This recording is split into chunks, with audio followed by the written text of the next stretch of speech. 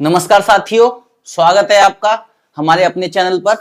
और आज हम पढ़ेंगे ज्योग्राफी का एक महत्वपूर्ण टॉपिक, जिसमें अंतरराष्ट्रीय मानक समय रेखा और अंतरराष्ट्रीय तिथि रेखा, इन दोनों को पढ़ेंगे और यहां से बनने वाले जितने भी क्वेश्चन हैं उनको देखेंगे और इनके पूरे कॉन्सेप्ट को पढ़ेंगे।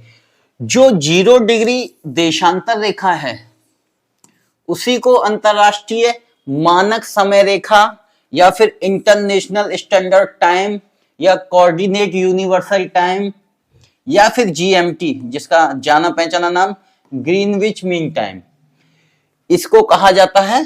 रेखा का नाम है 0 डिग्री देशांतर रेखा।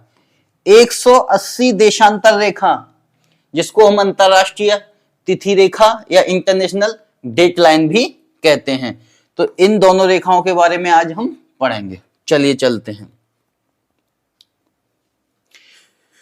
जो 0 डिग्री देशांतर रेखा है वो मानक समय रेखा तो है ही, इसके और नाम भी हैं, जैसे प्रधान मध्याह्न रेखा, यामोत्तर रेखा या फिर 0 डिग्री देशांतर या prime meridian, international standard time, coordinate universal time और ग्रीनविच मीन टाइम।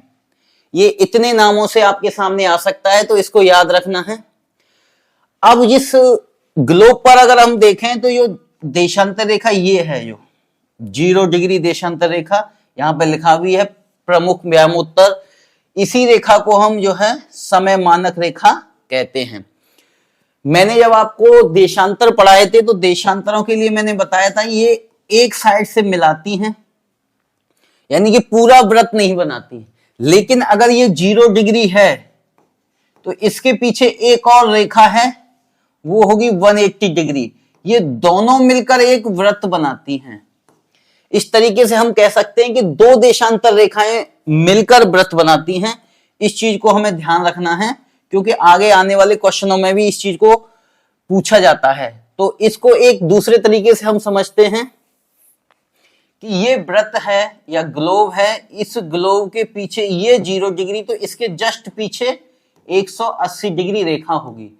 अगर ये 1 डिग्री रेखा है, 1 डिग्री देशांतर है, तो इसके जस्ट पीछे 179 डिग्री देशांतर रेखा होगी। इसका मतलब जो देशांतर रेखाएं वृत्त बनाएंगी 2 मिलके, उन दोनों का सम जो है 180 डिग्री होगा। तो इस तरीके से अगर हमें पता है कि एक 30 डिग्री पे है, तो दूसरी इसके जस्ट पीछे वाली जो रेखा होगी वो 150 डिग्री होगी, तभी तो 180 होगा। तो इस कॉन्सेप्ट को भी आपको याद रखना है। कई बार क्वेश्चन में ये पूछा गया है कि 0 डिग्री देशांतर रेखा को यदि किसी अन्य देशांतर रेखा के साथ मिलाया जाए तो एक बृहद वृत्त बनाती है, वो देशांतर रेखा कौन सी होगी? तो 0 डिग्री के पीछे कौन सी मिलाई जाएगी? 180। अगर 30 डिग्री के पूछा जाए तो 150, अगर 40 पे पूछा जाए तो 140। इस तरीके से आप समझ गए होंगे। अब चलते हैं आगे। अंतरराष्ट्रीय मानक समय रेखा, जिसे हम ग्रीनविच मीन टाइम कहते हैं, वो ग्रीनविच स्थान से निकलती है और ये स्थान जो है लंदन में है। एक बैठक हुई थी 1884 में वाशिंगटन डीसी में। इस बैठक में यह फैसला लिया गया कि लंदन के पास रॉयल ऑब्जर्वेटरी एक वेधशाला है, उसके पास से गुजरने वाली ग्रीनविच लाइन के साथ ही जो 0 डिग्री रेखा है उसी को जो है अंतरराष्ट्रीय समय रेखा माना जाएगा। इसीलिए इसे ग्रीनविच मीन टाइम भी कहा जाता है, क्योंकि ये लंदन के पास ग्रीनविच स्थान से रॉयल ऑब्जर्वेटरी के पास से गुजरती है। ये लंदन के पास से गुजरने के कारण इसका नाम पड़ गया, लेकिन क्या ये पूरे लंदन के अलावा और भी देशों से गुजरती होगी? बिल्कुल। और ये देश हैं 8। यहां से ये इंपॉर्टेंट है, यहां से कई बार क्वेश्चन पूछा गया है कि जो 0 डिग्री देशांतर ग्रीनविच रेखा किन किन देशों से होकर गुजरती है। तो यहां देखिए आप, पहला है यूके, यूनाइटेड किंगडम, जहां पे लंदन है, यूनाइटेड किंगडम, फ्रांस, स्पेन। इसके बाद ये तीनों की बात अगर हम करें तो ये यूरोप महाद्वीप के देश हैं।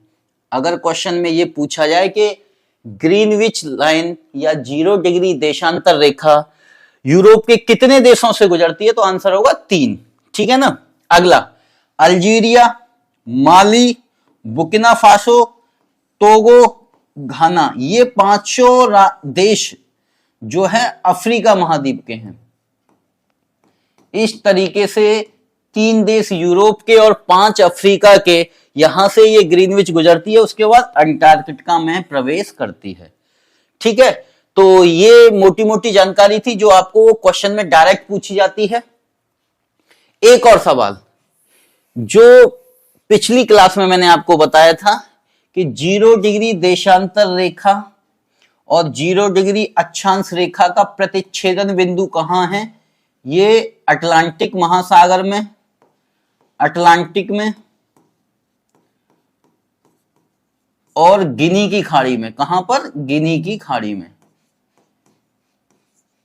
तो इसको भी आपको याद रखना है कि 0 डिग्री अक्षांश और 0 डिग्री देशांतर दोनों जो है आपस में एक दूसरे को कहां काटती हैं? अटलांटिक महासागर में, गिनी की खाड़ी में। चलिए आगे चलते हैं। अभी हमने जो देश पढ़े उन देशों की लोकेशन के हिसाब से इसको देखते हैं ये कहां चलती है। ये देखिए, ये यूके है, यूके से ऐसे चलती है और ऐसे ये जाती है, जिसको हम 0 डिग्री देशांतर कह सकते हैं। 0 डिग्री देशांतर। ये पहला यूके में गुजरेगी, फिर फ्रांस में गुजरेगी, फिर स्पेन में गुजरेगी, उसके बाद अल्जीरिया, अल्जीरिया, माली, बुर्किना फासो,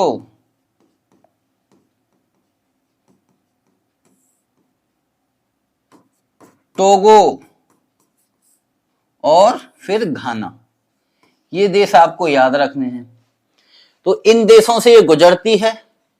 ठीक है ना, तो इसको भी आप याद रखिएगा। आगे चलते हैं।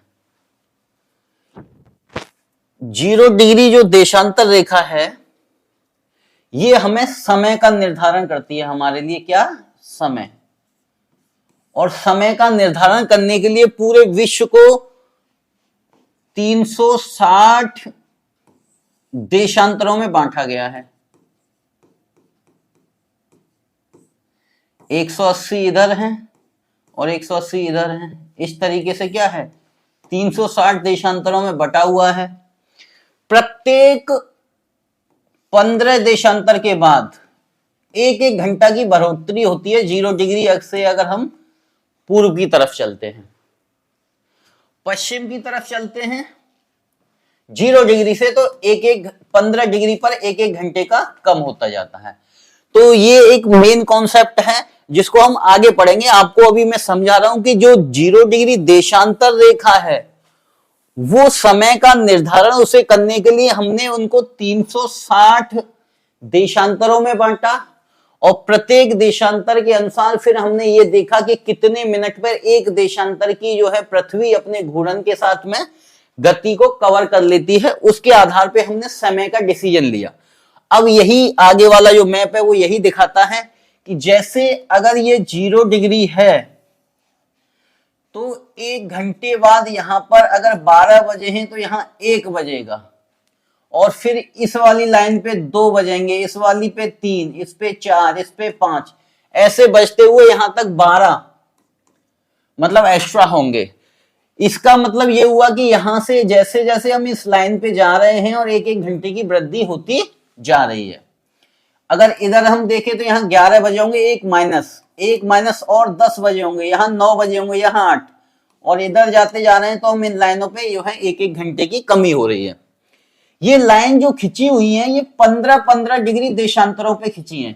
इसका मतलब ये लाइन जो है 15 डिग्री देशांतर, ये फिर जो है 30 पे है, ये 45 पे है ये वाली लाइन, और ये लाइन को अगर हम देखें तो ये 60 पे है। 15-15 डिग्री पे ये काटी गई। क्यों? क्योंकि पूरे विश्व का समय निर्धारित हमें करना था और समय निर्धारित करने के लिए 1-1 घंटे का जो है इंटरवल लिया गया।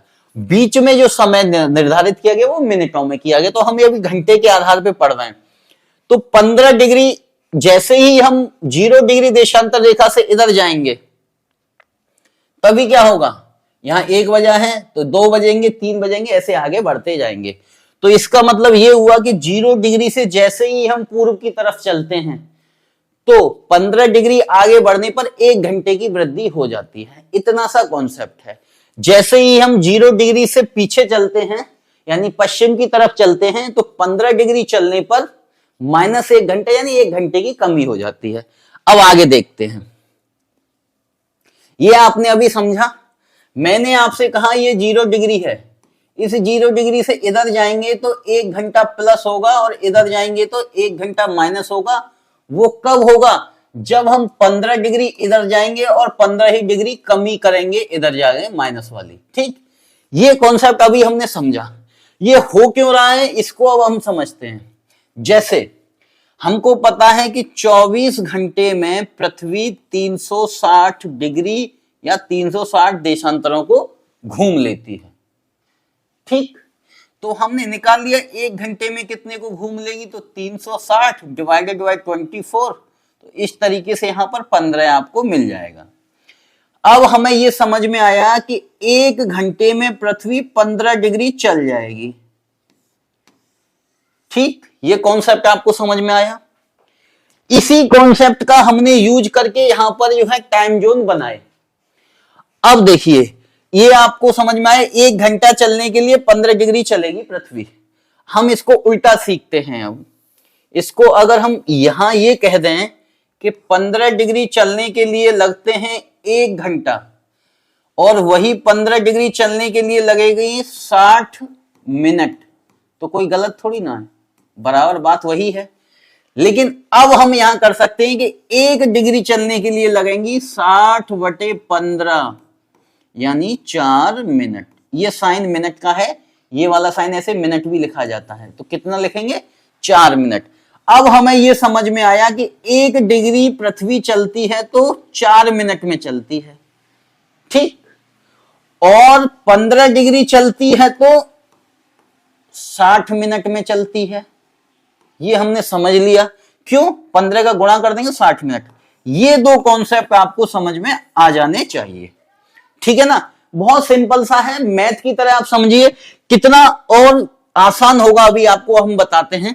ठीक है, ये समझ में आ गया। अब देखिए दूसरी बात, अभी हमने देखा कि 1 डिग्री चलने के लिए पृथ्वी को 4 मिनट लगते हैं, 15 डिग्री चलने के लिए पृथ्वी को कितने मिनट लगते हैं, 60 मिनट लगते हैं। ठीक, इसको हम ये भी कह सकते हैं कि 7.5 डिग्री चलने के लिए पृथ्वी को आधा कर दिया, इसका तो आधा करेंगे कितना, 30 मिनट लगेंगे।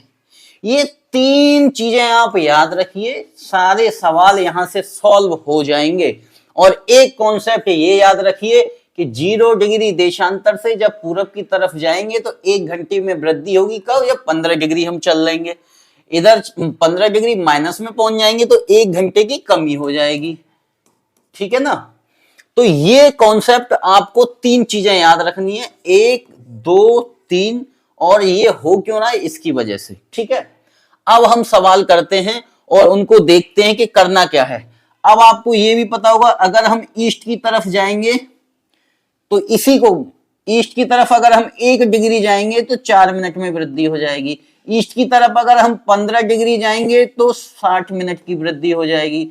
ईस्ट की तरफ अगर हम 7.5 डिग्री जाएंगे तो 30 मिनट की वृद्धि हो जाएगी। इस 7.5 को कई तरीके से लिखा जाता है, मैथ की भाषा में अलग बात है, लेकिन यहां अगर हम ज्योग्राफी में लिखें तो इस 7.5 को कैसे कैसे लिख सकते हैं। इसको यहां देखिए, 7.5 का मतलब ऐसे भी लिखा रहेगा आपको, ये भी 7.5 ही है। ठीक है ना, ऐसे लिखा है ये भी 7.5 ही है, और अगर ऐसे लिखा है तो ये भी 7.5 ही है। ये आपको ध्यान रखना है। ज्योग्राफी में जो हाफ यानी हाफ को 30 डिग्री 50 और ऐसे 1/, ये मैथ में लिखा जाता है, ये मैथ में, ये ज्योग्राफी में 30 मिनट के हिसाब से। तो इस तरीके से अगर ये शब्द ऐसे आ जाए तब भी आपको यही मानना है कि वो 7.5 डिग्री है। ठीक है, आगे चलते हैं। अब देखिए क्वेश्चन है, यदि ग्रीनविच टाइम पर दोपहर के 12 बजे हो। ग्रीनविच टाइम का मतलब 0 डिग्री देशांतर पर कितने बजे हैं? 12 PM, दोपहर के हो रहे हैं। ठीक है, तो निम्नलिखित देशांतरों पर समय क्या होगा? क्वेश्चन यही है कि अगर 12 मॉर्निंग नून के बजे हैं ग्रीनविच लॉन्गिट्यूड पे, तो कैलकुलेट करना है टाइम की क्या क्या होगा। ठीक है, पहला सवाल है, देखिए पहले को हम करते हैं। यहां पूछा है कि 90 डिग्री पूर्वी देशांतर पर क्या समय होगा। इसको हम ऐसे लिख सकते हैं 19 डिग्री ईस्ट लॉन्गिट्यूड, या फिर इसको यहां देशांतर लिख लीजिए। क्या समय होगा ये पूछा गया है। ठीक, इसको भी करने के कई तरीके हैं, लेकिन आसान तरीके से हम जानते हैं। हमें यह पता है कि 1 डिग्री चलने के लिए 4 मिनट लगते हैं। ठीक, तो अगर हम पहले तरीके से करें तो 90 डिग्री चलने के लिए कितने मिनट लगेंगे? 4 गुणा 9, 360 मिनट लगेंगे। ठीक, अब इसको घंटे में कन्वर्ट करना है तो 360 बटे 60 मिनट का 1 घंटा होता है, तो 6 घंटे लगेंगे।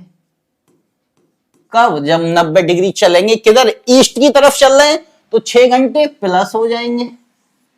ठीक है, तो अगर 90 डिग्री ईस्ट देशांतर पे क्या समय होगा यदि 12 बजे थे 0 डिग्री पे, यहां लिखा है ना 12 बजे थे PM, तो यहां पर समय क्या होगा? 6 घंटे जुड़ जाएंगे, तो यहां पर 6 PM यानी जो इवनिंग के 6 बजे होंगे।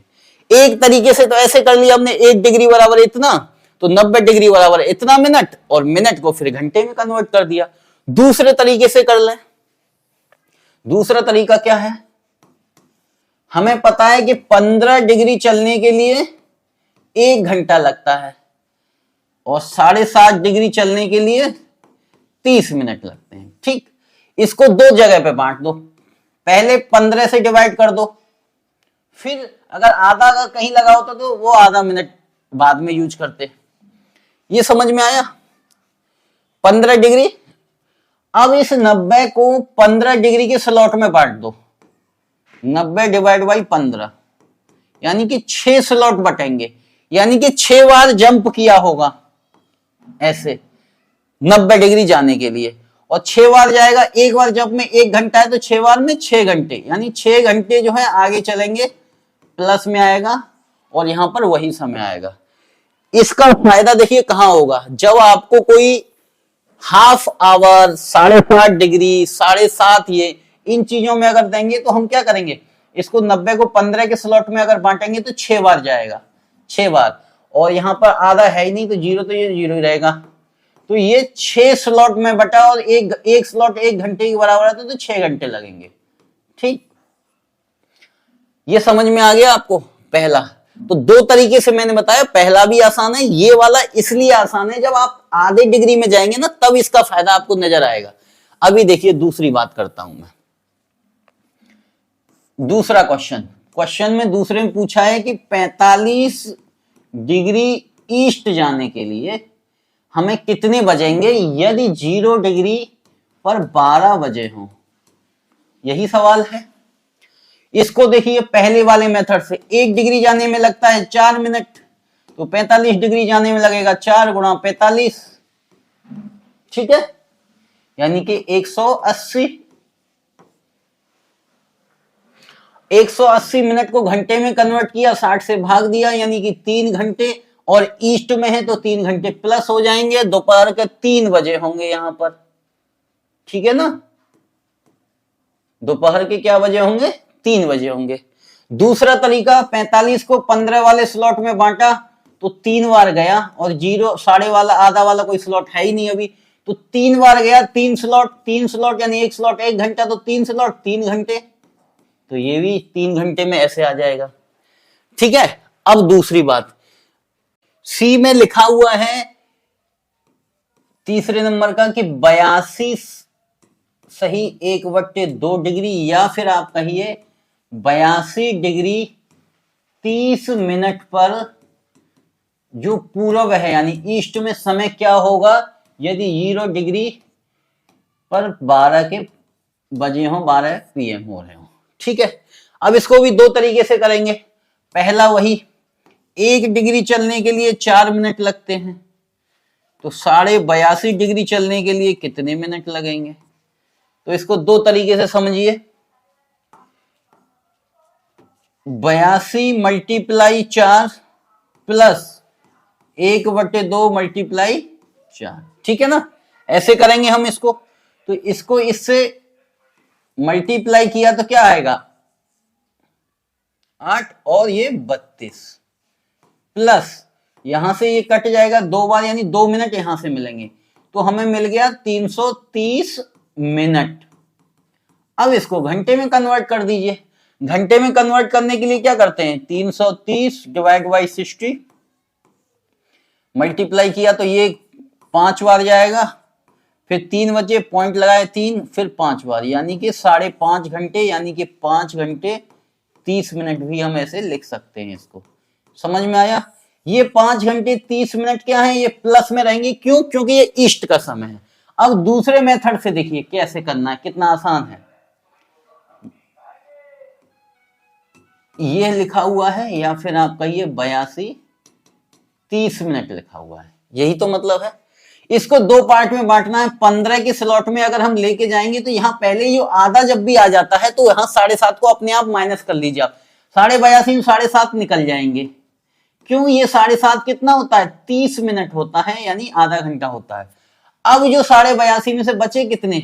15 के अगर हम स्लॉट में जाएंगे तो 75 बचेंगे, और 75 को 15 के स्लॉट में जाएंगे तो 5 बार जाएगा, तो 5 बार जाएगा तो 5 घंटे ये हो गए 5 स्लॉट के, और 30 मिनट ये बचे थे हमारे पास, तो कितना बचा? 5.5 घंटे। और ये ईस्ट में है तो प्लस में हो गया। इसको आप ऐसे कर लीजिए। यहां पे मैंने थोड़ा 7.5 डिग्री को अलग ले गया, क्योंकि मुझे पता है 7.5 डिग्री पे क्या है? आधा घंटा बढ़ता है। और जब 7.5 यहां से कम कर देंगे, यहां बचेंगे 75। 75 को अगर 15 के हिसाब से हम तोड़ेंगे, क्योंकि हमें पता है 15 डिग्री पे 1 घंटा बढ़ जाता है, तो 5 स्लॉट में जाएगा, तो 5 घंटे यहां मिलेंगे, आधा घंटा यहां मिल गया हमको। तो इस तरीके से ये प्लस में हो जाएगा। और अगर वहां 12 बजे हैं तो 5:30 होंगे, और ये पीएम का समय हो रहा होगा, इवनिंग का। और यही भारत की समय मानक रेखा का भी समय है। ग्रीनविच लाइन से हम जो है 82.5 पूर्वी देशांतर को अपना समय मानते हैं, और ये 82.5 पूर्वी देशांतर हमारा 5.5 घंटे आगे है, जो कि हमसे कई बार क्वेश्चनों में पूछा गया है। अब देखते हैं डी, ये वाला ऑप्शन। चलिए डी अगर हम देखें, इस डी को देखते हैं। यहां पर भी देखिए क्या लिखा है डी ऑप्शन में, 37 डिग्री 30 मिनट, लेकिन लिख दिया गया है क्या? पश्चिमी, वेस्ट, पश्चिमी। ये ध्यान रखिए, पश्चिमी देशांतर। अब देखो इसको भी दो तरीके से कर सकते हैं हम।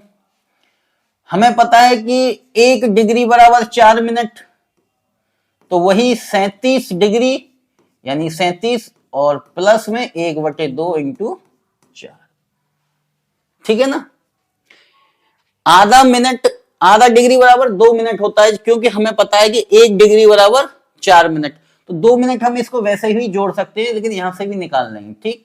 अब इसको मल्टीप्लाई कर दीजिए, 28 और 4 × 12 और 2 14 प्लस 2 मिनट, क्योंकि ये आधा मिनट यहाँ का इसका जुड़ा हुआ था, हमारा 30 मिनट जो था, ठीक है ना? आधा डिग्री, सॉरी 30 मिनट आधा डिग्री। तो इसको बहुत ध्यान रखना है, कई बार 37.5 देगा, कई बार 37 डिग्री 30 मिनट देगा। तो इस चीज को आपको समझना है कि पूछ क्या रहा है। इसको अगर हम जोड़ देंगे तो 150, 150 को अगर 60 से मल्टीप्लाई करोगे आप तो कितने घंटे बनेंगे? 6 दूनी 12, और इसको आधा 30, यानी कि 6 पंजे 30, यानी कि 2.5 आएगा। 2.5 का मतलब होता है 2 घंटे और 30 मिनट, ठीक है ना?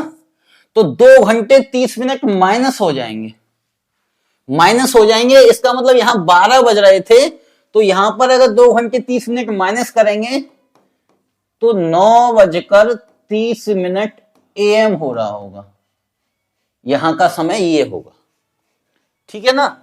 ये समझ में आया? अब देखो इसको दूसरे तरीके से कैसे करते हैं। 37 डिग्री है, 7:30 को इधर ले जाओ, और हमें पता है 7:30 डिग्री बराबर 30 मिनट होता है। ये हमें पता है पहले से ही, क्योंकि हम कैलकुलेट कर चुके हैं। ये बचे 30, 15 के हिसाब से 2 स्लॉट बनेंगे, 15 से डिवाइड करेंगे तो 2 घंटे ये बने 2 स्लॉट के, और 30 मिनट ये रहे, तो ये 2 घंटे 30 मिनट हो गया। 2 घंटे 30 मिनट कौन से, वेस्ट के हैं, तो माइनस में जाएंगे, माइनस में जाएंगे तो 12 से माइनस कर देंगे, तो माइनस में जब आएंगे तो 9:30 AM समय हो रहा होगा। तो दोनों तरीके से आपको समझ में आ गया, ऐसे भी कर सकते हैं इसको और ऐसे भी, ठीक है ना। और भी एक तरीका ये है कि आपको अगर लगता है कि नहीं कैलकुलेशन मुझे नहीं आती, मैथ में मैं कमजोर हूं, तो एक तरीका आप और समझ सकते हैं। यहां लिखा था हमने, ये लिखा रहे चाहे ये लिखा रहे, डिग्री 30 मिनट, ठीक है ना। आपको कुछ नहीं करना, इस वाले को समझना है, यानी कि इसको भी ऐसे कन्वर्ट कर लेना। इसको अगर हम लाएंगे तो हमें पता है 1 डिग्री बराबर 4 मिनट, तो हम पहले एक आधे को हटा ही दो, 37 डिग्री बराबर निकाल लो, तो 37 × 4 हो जाएगा। और हमें पता है कि 1 डिग्री में 4 मिनट होते हैं, तो आधे डिग्री में 2 मिनट होंगे, ठीक है ना। तो आधा डिग्री जो हमने हटाया था उसके 2 मिनट बाद में जोड़ देंगे हम। यहां आ गए 148 प्लस 2 मिनट और जोड़ दो तो 150 मिनट आ गया। इसको घंटे में कन्वर्ट कर लो तो 2.5 घंटा बनेगा आपका। तो ऐसे भी आप कर सकते हैं। तो ये डिपेंड करता है आप पे कि आप कैलकुलेशन किस वे में कर रहे हैं। लेकिन ये ध्यान रखना है आपको, ये लिखा है चाहे ये लिखे आए या ये लिखा है, इसका मतलब सबका यही है 7.5। 37 डिग्री 1/2 यानी कि 37.5, 37 डिग्री 30 मिनट का भी मतलब 37 डिग्री और 0.5 ये भी यही है, ठीक है ना। तो ऐसे निकाल सकते हैं, वरना वो 7.5 का स्लॉट अलग कर दीजिए जिसको आधे घंटे में कन्वर्ट करेंगे। उसके बाद जो बचेगा उसको 15 से डिवाइड कर दो, वो कंफर्म स्लॉट में बनेगा, क्योंकि क्वेश्चन यहीं से बनेगा। चलिए अगला चलते हैं, ई को कैलकुलेट करते हैं। जब मैं अगली क्लास में इनके जो क्वेश्चन आईएएस पीसीएस में आए हैं, जहां से क्वेश्चन को आपको अपनी भाषा बना के देता है कि एक जहाज पश्चिमी देशांतर 90 पे उतरता है, उसके बाद यदि उसे आगे जाना हो तो उसे घड़ी में कितना समय आगे बढ़ाना पड़ेगा या कितना समय उसकी घड़ी में हो रहा होगा। तो ये क्वेश्चन आएंगे, इनको हम करेंगे। अगला 105 डिग्री पश्चिमी देशांतर, डी क्वेश्चन में पूछा है कि 105 डिग्री वेस्ट देशांतर पर क्या समय हुआ। जैसे ही हम वेस्ट समझे इसका मतलब माइनस में जाना है समय, यानी कि जो 0 डिग्री पर पीएम हो रहा है हम बैक जाएंगे। अब 105 को अगर करें तो 1 डिग्री बराबर 4 मिनट, 105 डिग्री बराबर 4 × 105 कर लीजिए तो 420 आ जाएगा। ठीक, इसको मल्टीप्लाई कर दीजिए इससे तो 7 घंटे आ जाएगा। ठीक, इसको हम दूसरे तरीके से करें तो 105 को 15 के स्लॉट में करें तो 15 डायरेक्ट करेंगे तो कितना आ जाएगा, 7 आ जाएगा। तो 15 है ये, है ना, तो 7 आ जाएगा। यानी 7 घंटे वेस्ट, यानी कि माइनस में जाना है। यानी कि अगर 12 बजे हैं तो 7 घंटे पहले कितने बजे होंगे, तो 5 बजे होंगे। 12 में से 7 घटा दीजिए 5, लेकिन ये बैक वाले हैं एएम वाले, तो कितने, 5 सुबह के 5 बजे होंगे। इस तरीके से आपने देखा कि कैसे हम जो है देशांतरों का समय निकालते हैं। चलिए आगे चलते हैं, आशा करता हूं आपको ये समझ में आया होगा।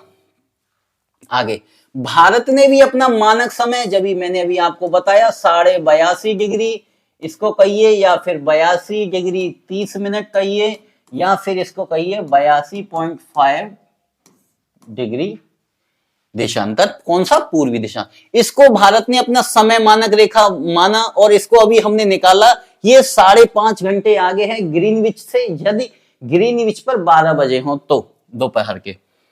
भारत का मानक समय 82 डिग्री 30 मिनट पूर्वी देशांतर के माध्यम से निर्धारित किया जाता है।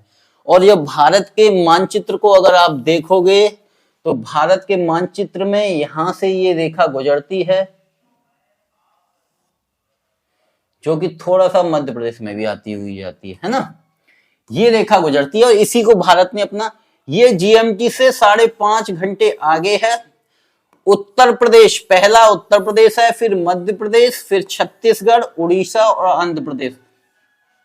इस तरीके से 5 घंटे आगे है और 5 ही स्टेट हैं, 5.5 घंटे आगे है, सॉरी।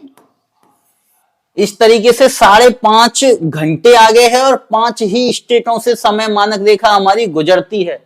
तो पहला है यूपी, फिर एमपी, फिर छत्तीसगढ़ के लिए CH लिख रहा हूं मैं, ओडिशा, और फिर उसके बाद आंध्र प्रदेश के लिए AP। तो 5 प्रदेशों से गुजरती है 82.5 डिग्री, इसको देखिए। और ये निर्धारण भारत में भारतीय मानक समय जो है उत्तर प्रदेश के मिर्जापुर जिले में अमरावती चौराहे के पास एक वेधशाला बनी है, वहां से निर्धारित होता है। तो इसका भी आपको ध्यान रखना है। अगला सूर्यास्त और सूर्योदय। देखिए, जो अभी हम जो डिग्री देशांतर पढ़ रहे थे, 0 डिग्री से इधर जाते हैं तो प्लस होता है, इधर जाते हैं तो माइनस, इधर जाते हैं तो क्या होता है, माइनस। ये कॉन्सेप्ट था एक्चुअल जो हम ग्लोब पर कर रहे थे। अब हम भारत के संदर्भ में बात कर रहे हैं, और हमने अभी पढ़ा कि भारत ने अपनी 82.5 डिग्री को अपनी समय मानक रेखा बना लिया है, और इसी पे जो समय होगा वही यहां होगा, वही यहां होगा। ठीक है, हम अपनी घड़ियों में इसके अनुसार समय, इसीलिए गुजरात में बैठे व्यक्ति की घड़ी में और अरुणाचल में बैठे व्यक्ति की घड़ी में एक ही समय इस कारण से होगा कि दोनों का समय 82.5 डिग्री पूर्वी देशांतर से मैच कराया गया है। लेकिन सूर्योदय और सूर्यास्त को तो हम नहीं चेंज कर सकते, ठीक है, वो तो अपने समय पे होगा। यहां जो सूर्योदय हो रहा होगा, यहां भी जो सूर्योदय हो रहा होगा, वो होगा तो अपने समय पे ही, लेकिन सुबह और शाम के समय में अंतर आ जाएगा। उसका रीजन ये है कि समय हमने घड़ियों में भले ही मिला दिया हो, लेकिन नेचर में अभी हम मिला नहीं पाए हैं। जैसे यहां 4 बजे सूरज निकलने चालू हो जाएगा, यहां थोड़ा लेट होगा। क्यों? क्योंकि समय घड़ियों में सेम हो रहा होगा, लेकिन जो नेचर का समय है, जो भोर का समय है, वो यहां जल्दी आ जाएगा और यहां कम देर में आएगा समय, लेकिन टाइम घड़ी में एक ही हो रहा हो। क्यों? क्योंकि हमने 82.5 डिग्री देशांतर से घड़ियां मिला रखी हैं। अब यहां पर एक कॉन्सेप्ट ये है कि पूरब में सूर्योदय और सूर्यास्त होता है, पश्चिम से 2 घंटे जल्दी हो जाता है। पश्चिम से क्या होता है? 2 घंटे जल्दी हो जाता है। यदि हम ये मान लें कि हमारी घड़ियां 82.5 डिग्री से मैच नहीं करती हैं, मतलब मिलाई नहीं है हमने, तो अगर यहां पर सूर्योदय 6 बजे हो रहा होगा तो यहां सूर्योदय 8 बजे होगा, 2 घंटे लेट होगा। पश्चिम से 2 घंटे वहां जल्दी हो गया। यहां पश्चिम में लेट, यहां हमने लिखा है पश्चिम से 2 घंटे जल्दी, कहां पर? पूरब में। तो यहां से देखो 2 घंटे जल्दी है पूरब, तो यहां 6 बजे होगा तो यहां 8 बजे, 2 घंटे। अगर यहां 10 बजे हो रहा होगा तो यहां 2 घंटे जल्दी, यानी कि 8 बजे होगा। तो इसका रीजन क्या है? रीजन इसका यह है, पहला कारण पृथ्वी का जो घूर्णन है, पृथ्वी का घूर्णन, पृथ्वी जो है वेस्ट टू ईस्ट घूमती है, इसकी वजह से। दूसरा, सूर्योदय हमेशा पूरब की तरफ से होता है, ईस्ट की तरफ से होता है। तो इस कारण सूर्योदय 2 घंटे यहां जल्दी होगा, 2 घंटे यहां लेट आएगा। लेकिन अगर घड़ियों की बात करें, क्योंकि दोनों को समय हमें रखना पड़ेगा, तो यहां पर जो है सेम समय होगा, क्योंकि हम 82.5 से मिला के रखते हैं। तो इस कॉन्सेप्ट को आप समझ गए होंगे, और नहीं समझ में आए तो दोबारा आप पूछ लीजिएगा। इसी संदर्भ में यूपीएससी मेंस में क्वेश्चन पूछा जाता है कि क्यों ना हम जो है 2 टाइमलाइन बना लें, क्योंकि हमें यह पता है कि हम भले ही 8-8 बजा दें दोनों की घड़ियों में, लेकिन यहां पर 2 घंटे पहले ही लाइफ स्टाइल चालू हो गई है। समझ में आया? यहां पे 2 घंटे पहले लाइफ स्टाइल चालू हो गई है, क्योंकि सूरज जल्दी आ गया था।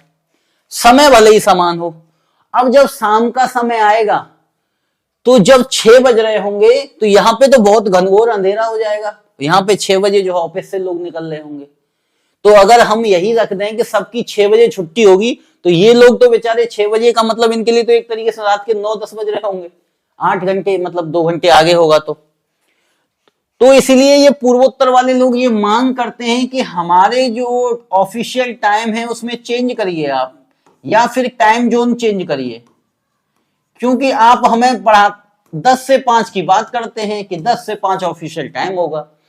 10 तुम्हारे यहां जब बजते हैं तो तुम आराम से 8 बजे जग के चल रहे होते हैं, लेकिन हमारे यहाँ जब 10 बज रहे होते हैं, हमारे यहाँ दोपहर होती है, धूप आ रही होती है सिर पे, और जब हमारे यहाँ 5 बजे अंधेरा हो जाता है, आपके 5 बजे लोग ऑफिस छोड़ के जाते हैं। तो इस तरीके से हमें समस्या आ रही है। या तो आप 2 टाइम जोन करिए, या फिर समय जो ऑफिशियल है उसमें निर्धारण हमें अपना अलग अलग करने दीजिए। तो ये एक व्यवहारिक समस्या है। ये भारत का जो विस्तार है ये इसकी वजह से है। ये लगभग 2900 किलोमीटर का विस्तार भारत का है, इसको आप देख लेना, ठीक है ना, लगभग बताया मैंने। और यही देशांतरीय विस्तार जब है तो आप यहां से यहां तक देखोगे 37 डिग्री के आसपास से लगभग 97 डिग्री के आसपास तक का जो बीच का, यानी कि 30 डिग्री मतलब 2 घंटे, आपने अभी पढ़ा, तो इसीलिए 2 घंटे का अंतर आ रहा है। तो आपको समझ में आया होगा।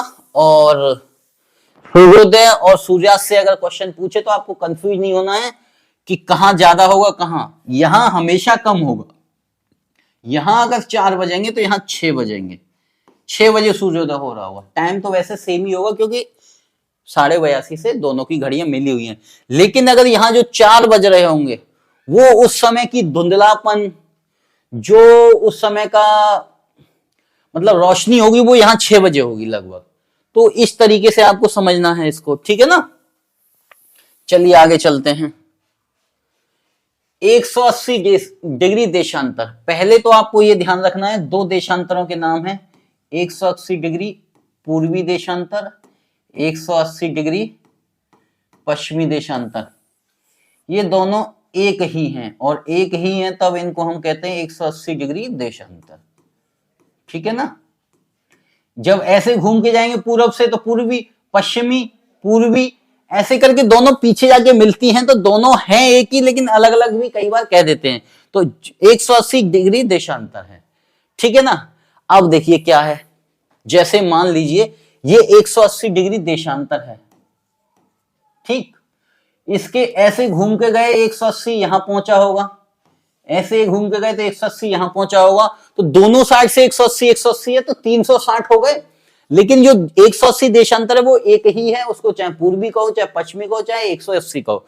तो इस बात को ध्यान रखना है, दोनों अलग अलग कोई रेखाएं नहीं है। अब सवाल ये उठता है कि अगर हम पुरानी बात को पढ़ें, अगर हम पूरे गोलोक को ऐसे खोल लें और यहां पर 0 डिग्री है तो ऐसे चलेंगे तो यहां 180 आएगा, और जब ये घूम के मिलेगा पीछे की साइड तो ये वाला हिस्सा इससे मिलेगा, तो यहां ऐसे चलेंगे तो 180 यहां आएगा। इसका मतलब ये हुआ कि 0 डिग्री से 180, चाहे हम वेस्ट जाएं चाहे ईस्ट जाएं, 180 का ही अंतर आता है ऐसे। और इन दोनों के बीच का डिफरेंस अगर मैं देखूं तो 360 डिग्री का है। कहने का मतलब ये है कि 0 डिग्री देशांतर से 180 पश्चिमी देशांतर पर 180 डिग्री का अंतर होगा, 0 डिग्री देशांतर से 180 पूर्वी देशांतर पर 180 का अंतर होगा। लेकिन 180 पूर्वी देशांतर और 180 पश्चिमी देशांतर दोनों के बीच में 360 डिग्री का अंतर होगा, और यही 360 डिग्री 24 घंटे में पृथ्वी घूमती है, और यही 24 घंटे एक दिन होता है, ठीक है, समझ में आया, एक दिन होता है। और मैंने अभी थोड़ी देर पहले कहा कि ये दोनों रेखाएं एक ही हैं, पीछे जाके क्या है, मिल गई हैं। इसका मतलब ये रेखाएं ये यही वाली है। अब देखिए होगा क्या, अगर कोई एक व्यक्ति यहां बैठा है, कूद के यहां चला जाए तो उसके दिन में एक दिन का अंतर हो जाएगा, या तो कम होगा या आगे होगा, समझ रहे हो। क्योंकि हमने पता है कि इन दोनों के बीच में 180 का अंतर, 360 का अंतर था, 360 24 घंटे के बराबर होता है, 24 घंटे एक दिन। अगर कोई व्यक्ति यहां है और यहां कूद जाए तो वो एक दिन आगे पीछे हो जाएगा। इसीलिए ये एक दिन कहां से रहा है, क्यों? क्योंकि 180 पूर्वी देशांतर, 180 पश्चिमी देशांतर, दोनों के बीच में 360 डिग्री का अंतर है। और 360 डिग्री घूमने के लिए पृथ्वी 24 घंटे लगाती है घूर्णन पे, और 24 घंटे बराबर एक दिन होता है। अब सवाल यह है कि इधर से इधर जाएं तो क्या होगा, और इधर से इधर जाएं तो क्या होगा, मतलब दिन घटेगा या बढ़ेगा। पहले कॉन्सेप्ट जो अभी हमने पढ़ा इसको समझते हैं। 0 डिग्री देशांतर, जिसे हम प्रधान म्यामोत्तर कहते हैं, तथा 0 डिग्री पूर्वी देशांतर, जिसे अंतरराष्ट्रीय तिथि रेखा कहा जा सकता है, कि बीच में 12 घंटे का अंतर। अभी मैंने आपको जो एक चित्र बनाया था जिसमें 0 और पूर्वी के लिए ये यहां कह रहा है, तो ये 180 डिग्री का है, तो इसका मतलब 12 घंटे का अंतर है यहाँ। यही बात यहाँ लिखी हुई है। जब हम ग्रीनविच के पूर्व में समय की गणना करते हैं तो 180 पूर्वी देशांतर पर समय 12 घंटे आगे होता है। हमने अभी पढ़ा था कि अब इधर जाते हैं तो घंटे बढ़ते जाते हैं, और 180 डिग्री पर जाते हैं तो 12 घंटे का अंतर आ जाता है। इसी प्रकार ग्रीनविच के पश्चिम की जाने पर, पश्चिम में जाने पर 180 डिग्री तक जाते हैं तो 12 घंटे में 12 घंटे की कमी आती है ना, ये ध्यान रखना। जाने पर 12 घंटे समय क्या होता है, पीछे होता है। इस प्रकार मानचित्र पर 180 पूर्वी देशांतर, यानी कि ये वाला 180 पूर्वी देशांतर, और 180 पश्चिमी देशांतर, और ये 180 पश्चिमी, इन दोनों के बीच में 12 यहां पर था, 12 यहां पर था, ठीक है ना। तो 24 घंटे का अंतर आता है। यही 24 घंटे, तो 24 घंटे का अंतर होता है, ठीक है। 180 डिग्री देशांतर है, और मैंने ये बताया ये दोनों एक ही हैं, अभी हमने खोल के दिखाई है। जब ये दोनों एक ही हैं तो ये वाली रेखा बन गई।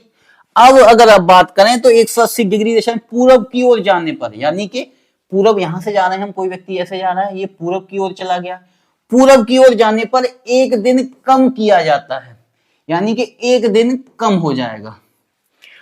और इस रेखा से पश्चिम की ओर जाने पर, यानी कि इस रेखा से इधर पश्चिम की ओर जा रहे हैं, तो एक दिन बढ़ाया जाता है, तो एक दिन क्या होगा, बढ़ जाएगा।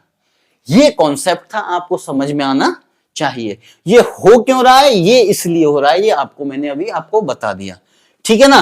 तो इस कॉन्सेप्ट को आशा करता हूं आप समझ गए होंगे, और इस कॉन्सेप्ट से ही सारे क्वेश्चन होने हैं। चलिए अब देखते हैं थोड़ा सा ये। अगर मान लीजिए कोई व्यक्ति ए यहां पर है जो पूरब की ओर है, वो पश्चिम की ओर जाना चाहता है और उसके कैलेंडर में रविवार है, ठीक, उसके कैलेंडर में क्या है, रविवार है। अब इस व्यक्ति ने ये 180 डिग्री पार कर ली, तो यहां पर एक दिन बढ़ जाएगा, मैंने अभी बताया, तो यहां सोमवार उसको मिलेगा। अगर कोई बी व्यक्ति है, वो उसके कैलेंडर में यहां रविवार लिखा है और वो पश्चिम से पूरब की ओर जाना चाहता है, तो एक दिन कम करना पड़ेगा, यहां उसके पास क्या होगा, शनिवार होगा। तो इस चीज को आप ध्यान रखना, ठीक है ना, समझ में आया होगा। आगे चलते हैं। इंटरनेशनल डेट लाइन जो है किसी भी देश के मध्य से नहीं गुजारी गई। उसका रीजन था कि अगर मान लीजिए वो मध्य से गुजार देती तो कोई व्यक्ति का घर इसके बीच में होता, तो घर के इस साइड में रविवार और इस साइड में सोमवार, या फिर ऐसा कह सकते हैं एक शहर में रविवार हो रहा होता, एक शहर में सोमवार, जो कि व्यवहारिक परेशानी आती, ऑफिशियल वर्क करने में परेशानी आती। इसीलिए वैज्ञानिक जो भूगोलवेत्ता थे उन्होंने ये सोचा कि क्यों ना इंटरनेशनल डेट लाइन को एक ऐसे एरिया से गुजारा जाए जहां पर कोई लैंड पड़ता ही ना हो, और उसी लिए उन्होंने क्या किया, प्रशांत महासागर का चयन किया कि भाई हम जो है प्रशांत महासागर से इसको गुजारेंगे।